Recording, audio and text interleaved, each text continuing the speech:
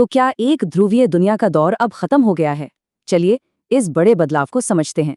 हाल ही में हुए एक संघर्ष ने दुनिया की पावर डायनामिक्स को पूरी तरह से बदल कर रख दिया है। सवाल तो यही उठता है कि क्या दुनिया पर हमेशा एक ही सुपर पावर का दबदबा रह सकता है? अमेरिका पर अक्सर कमजोर देशों पर हमले का आरोप लगता है, लेकिन इस बार ईरान के साथ मामला बिल्कुल अलग था। कहते हैं कि ये जंग ईरान की मिलिट्री पावर को बहुत कम आंकने की एक भारी भूल से शुरू हुई। कहा जाता है कि मिलिट्री एक्सपर्ट्स की चेतावनियों को उन्हें पूरी तरह से अनदेखा कर दिया गया। ईरान का जवाब सिर्फ जवाबी हमला नहीं था, बल्कि एक सोची समझी स्ट्रैटेजी थी।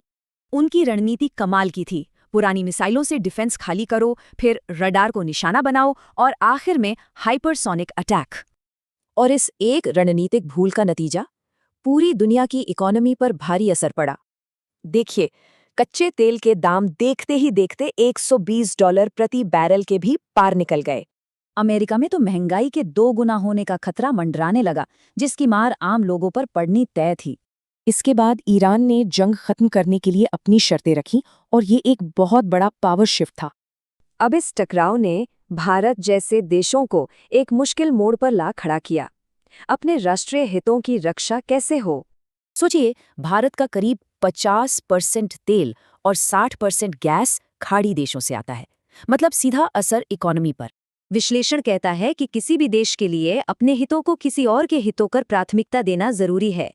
इस पूरे घटनाक्रम का नतीजा ये हुआ कि दुनिया में एक नया मल्टीपोलर ऑर्डर उभर कर सामने आ रहा है। तो अब ये एक तरफा मामला नहीं है। एक तरफ अमेरिका और इजराइल हैं, तो दूसरी तरफ ईरान, चीन और रूस का गुट। यही है मल्टीपोलर वर्ल्ड, जहां पावर किसी एक के पास नहीं बल्कि कई बड़े देशों के बीच बटी होती है। किसिंजर की ये बात इस नए दौर में गठबंधनों के खतरों की एक बड़ी याद दिलाती है। तो सवाल यही है, क्या ये संघर्ष वाकई एक नए ग्लोबल ऑर्डर की शुरुआत है? और ये दुनिया कैसी होगी?